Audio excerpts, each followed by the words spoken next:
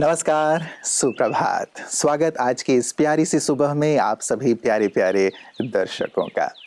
मित्रों, कहते हैं कि सफल लोग आराम नहीं करते, बल्कि उनका काम ही उन्हें आराम प्रदान करता है।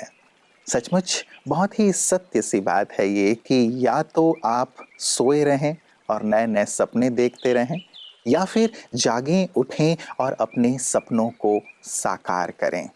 यदि आप आराम पसंद हैं तो जीवन में कभी भी आगे नहीं बढ़ पाएंगे, क्योंकि आपके अंदर वो दृढ़ता, वो कुव्वत या कुछ कर गुजरने वाली जो बात है वो नहीं होती है।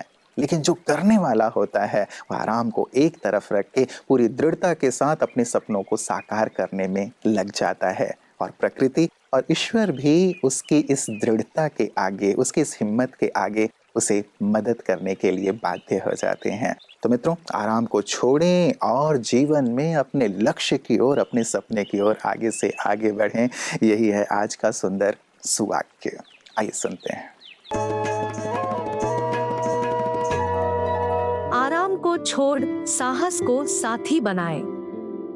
कठिन परिस्थितियों में जो साथी आपका साथ ना निभाए और अपना ही स्वार्थ परिपूर्ण करे, तो क्या ऐसे साथी की कामना आप करेंगे? आराम और साहस के बीच में कुछ ऐसा ही तारतम्य है। अगर हम आराम को अपनाएंगे तो वो हमेशा आलस्य के तरफ प्रेरित करेगा, कभी भी सच का सामना करने का साहस प्रदान नहीं करेगा। इसके विपरीत जब साहस हमारा संगी बनता है तो वो उस खिवैया जैसा होता है जो कठिन परिस्थितियों के तूफानों में भी हमारा साथ कभी नहीं छोड़ता है। आराम आपको परिस्थितियों को टालने के लिए प्रेरित करेगा, लेकिन साहस आपको परिस्थितियों और समस्याओं का समाधान प्राप्त करने में मददगार सिद्ध होगा। आराम अस्थायी है, लेकिन साहस एक स्थायी गुण है जो एक बार साथी बनकर सफलता की प्राप्ति तक आपका साथ निभाएगा तथा आपको शक्ति भी प्रदान करेगा।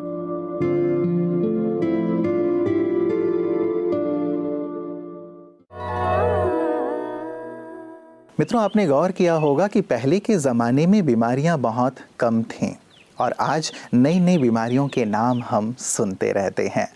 कारण कई हो सकते हैं, प्रदूषण भी बढ़ रहा है और भी कई चीज़ें हो सकती हैं, लेकिन एक कारण जो मुझे लगता है वो ये भी है कि पहले के लोग बहुत परिश्रमी हुआ करते थे। सुबह बहुत जल्दी उठ कर के शाम तक अपने सारे कार्य लगातार करते हुए फिर जल्दी सो जाते थे, जल्दी उठ जाया करते थे। दिनचर्या बहुत अच्छी और परिश्रम, मेहनत बहुत किया करते थे, जिसके कारण वो तंदुरुस्त रहा करते थे। आज वो परिश्रम, वो व्यायाम हमारे जीवन से कहीं ना कहीं माइनस हो गया है हमारी भाग दौड़ भरी जिंदगी में।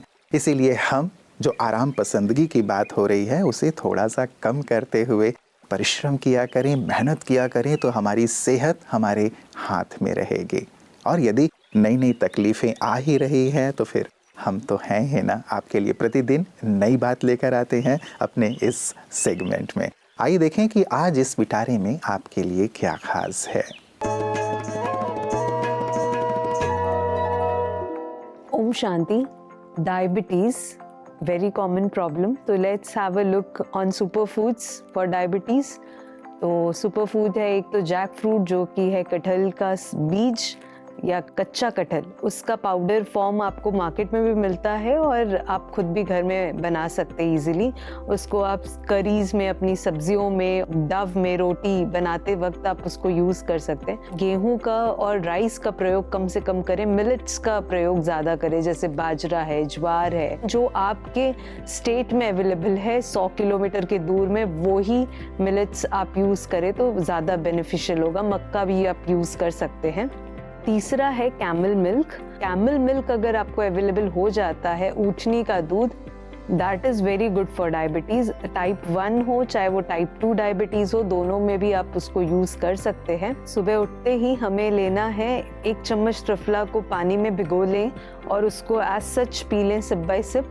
और फिर दूसरा काम ये करना है कि रात में भिगोए हुए 1 चम्मच मेथी सीड्स का जो पानी है वो भी सब बाय सब पीना है, और फिर मेथी सीड्स को आपको चबा चबा के खाना है, और 1-1.5 घंटे उसके बाद कुछ नहीं खाना है। जो प्रोसेस मैं आपको बता रही हूँ वो 3 महीने रेगुलर करेंगे, और 3 महीने के बाद आपको 1 महीना ब्रेक करना है, और फिर से आप ये प्रोसेस शुरू कर सकते हैं। इवनिंग में भी आपको एक चीज़ लेनी है, वो है गिलोय, और दूसरा एलोवेरा। दोनों 1 से 2 चम्मच उसका जूस को आपको पीना है, और 1-1.5 घंटा कुछ नहीं खाना है। तो आई एम श्योर डायबिटीज़ आपका काफ़ी हद तक कंट्रोल आएगा, और कुछ एक्सरसाइजेस करने हैं वो मैं आगे की वीडियो में आपको बताऊंगी। ओम शांति। मित्रों, कहते हैं कि धन के आते ही जीवन में सुख मिलेगा, ये ज़रूरी नहीं, इसकी कोई गारंटी नहीं। लेकिन जीवन में धर्म आते ही सुख मिलेगा, इसकी 200% गारंटी है। क्योंकि धर्म अकेले नहीं आता, धर्म अपने साथ अच्छाइयों को, खूबियों को, मूल्यों को लेकर आता है।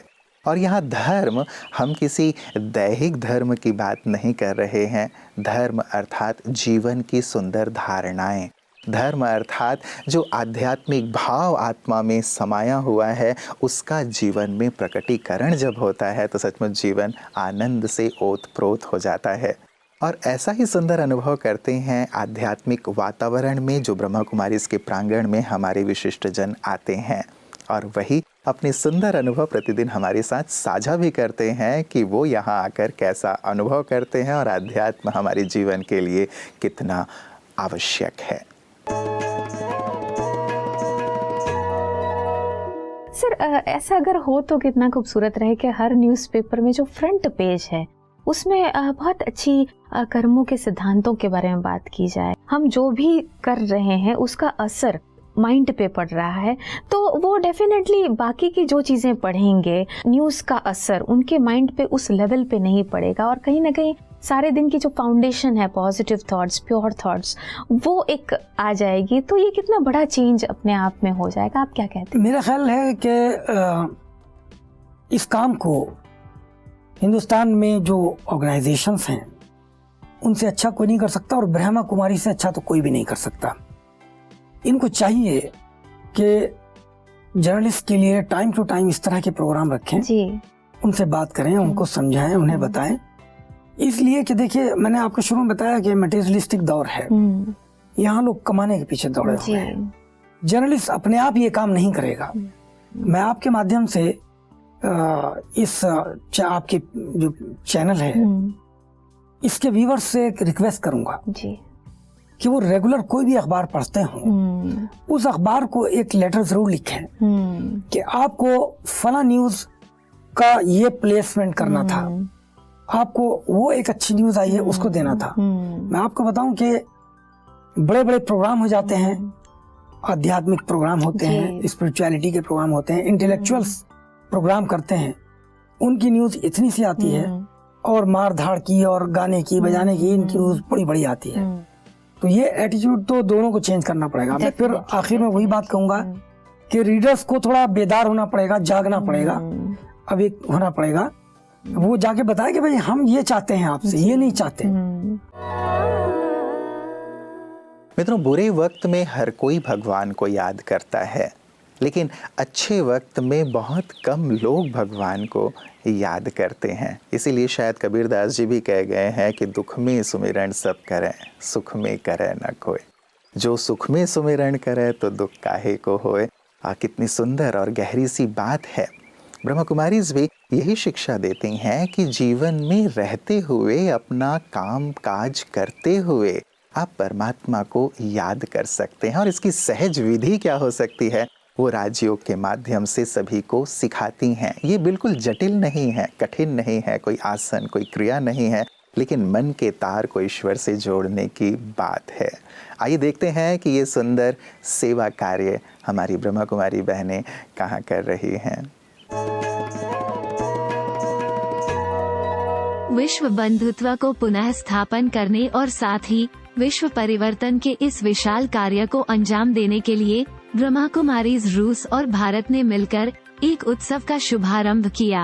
ब्रह्मा कुमारीज मास्को सेवा केंद्र में परिवर्तन की शक्ति विषय पर एक कार्यक्रम हुआ। प्रकाश और अच्छाई की जीत को दर्शाते हुए आमंत्रित अतिथियों व बी के भाई बहनों ने मोमबत्तियां जलाकर प्रकाश फैलाने का संदेश सबको दिया। सम्मानित अतिथियों में जवाहरलाल नेहरू कल्चरल सेंटर के प्रोग्राम ऑफिसर श्री राकेश कुमार, वोस्टोचनोए डेगोनिनो की सामाजिक सहायता केंद्र के निदेशक गलिना पचेको रिंगा, रूस के सम्मानित सांस्कृतिक कार्यकर्ता और डॉक्टर ऑफ फिलोसफी श्रीमती ल्यूबोव गोर्दी शामिल थे। साथ ही JNCC केंद्र के कलाकारों ने समृद्ध स्वर्ण भारत की वापसी के बारे में एक सुंदर गीत और नृत्य प्रस्तुत किए।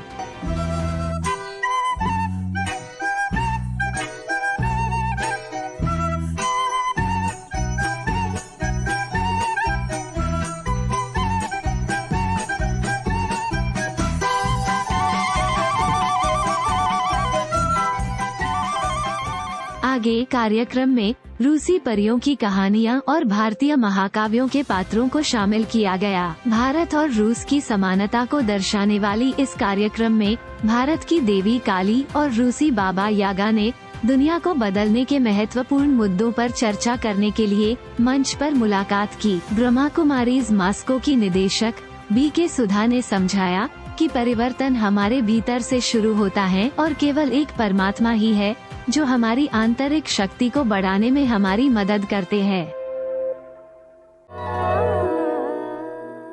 सुंदर सेवा कार्य और ऐसी सेवा जो ईश्वर से जोड़ने वाली है।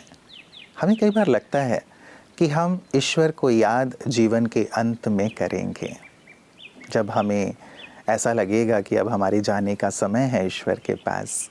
लेकिन ऐसा नहीं है मित्रों।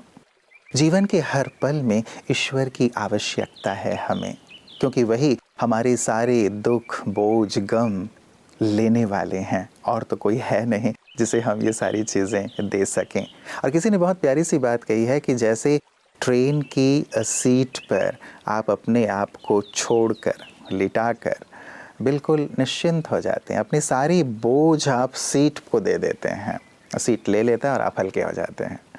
ईश्वर भी ठीक ऐसे ही हैं, हमारे सारे दुख गम बोझ को लेने वाले और हमें निश्चिंत करने वाले। वो यही कहते हैं कि तुम मेरे बच्चे हो, तुम क्यों भारी हो रहे हो, जो भी जीवन में तकलीफ़ है मुझे दे दो और मुझसे शक्ति लेकर जीवन में आगे बढ़ो। क्यों ना हम भी ईश्वर से जुड़कर अपने जीवन को ऐसा ही श्रेष्ठ बनाएं, अपने दुखों के दिनों को छोड़कर सुख के दिन की ओर आगे बढ़ें, अच्छाई की ओर आगे बढ़ें। तो अध्यात्म और ईश्वर का हाथ ज़रूर थामें, क्योंकि आज के दौर में इसकी नितांत आवश्यकता है और यही हमें जीवन में संपूर्ण सफल बनाने वाली है, जीवन को आनंद और सुकून से भरने वाली है। चिंतन कीजिएगा, कल पुनः मुलाकात होगी। नमस्कार, ओम शांति। जीवन के